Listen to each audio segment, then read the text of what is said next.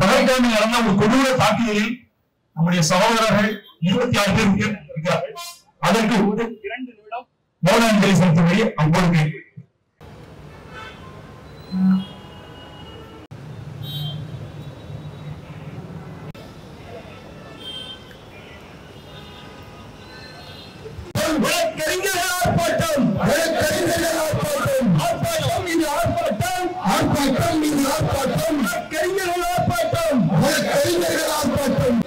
சுதந்திரத்தை உயர்த்தி பிடிப்போம்.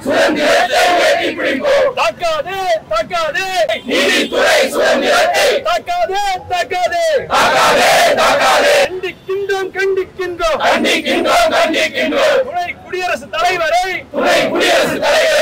கண்டிக்கின்றோம்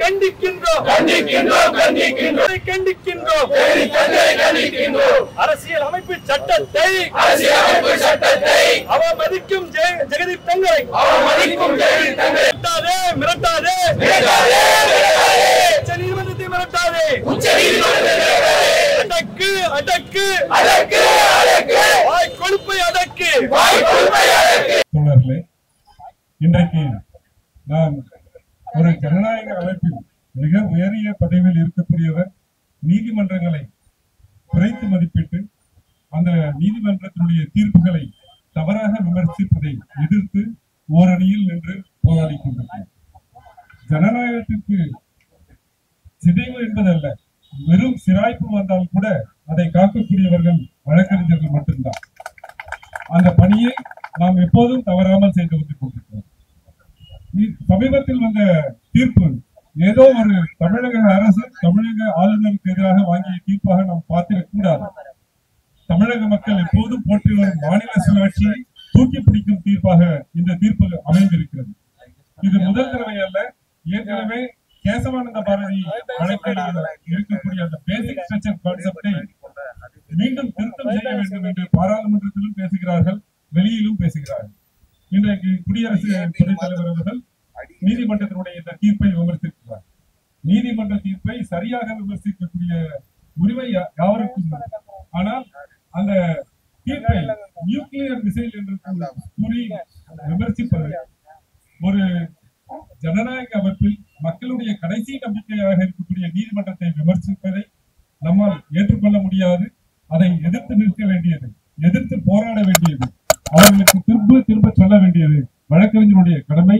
அந்த கடமையை இந்த சங்கங்கள், வழக்கறிஞர் அணி சங்கங்கள் அனைவரும் சேர்ந்து ஜனநாயகத்தை விரும்பும் பொதுமக்களே, உங்கள் அனைவருக்கும் எங்கள் பணிவான வணக்கத்தை கூறிக்கொள்கின்றோம். சென்னை உயர் நீதிமன்றம் பல போராட்டங்களை சந்தித்துள்ளது. இங்கே இருக்கக்கூடிய ஜனநாயகத்திற்காக நிற்கக்கூடிய பல்வேறு வழக்கறிஞர் சங்கங்கள் கடந்த காலத்திலே நீதித்துறை சுதந்திரத்திற்காக பல்வேறு போராட்டங்களை நடத்தியுள்ளோம். ஆனால் இன்றைக்கு நாம் நடத்துகின்ற போராட்டம் மிக வித்தியாசமான போராட்டம். ஒவ்வொரு முறையும் நீதித்துறை நியமனங்களுக்காக நேரு பாராட்டி சென்றார். அது இந்து பத்திரிகையிலே தலையங்கமாக மிகப்பெரிய புத்தகத்திலே வந்தது. இன்றைக்கும் நாம் உச்ச நீதிமன்ற நீதிபதிகளையும் தலைமை நீதிபதியையும் மிரட்டல் விடுக்கும் ஒன்றிய பாஜக அரசுடைய ஏழு பிடிகளை எதிர்த்து நீதிமன்ற சுதந்திரத்துக்காக இந்த போராட்டத்தை நடத்தி கொண்டிருக்கின்றோம். ஜெகதீப் தங்கர் அவர்கள் உதவி துணை ஜனாதிபதி வைஸ் பிரசிடென்ட், அவர் பதவியேற்ற பின்னாலே அனைவருக்கும் பொதுவானவர், ஆளுங்கட்சியை சார்ந்தவர் அல்ல. ஆனால் அவர் உச்ச நீதிமன்றம் மிக சிறப்பாக ஆராய்ந்து தமிழ்நாடு ஆளுநருக்கு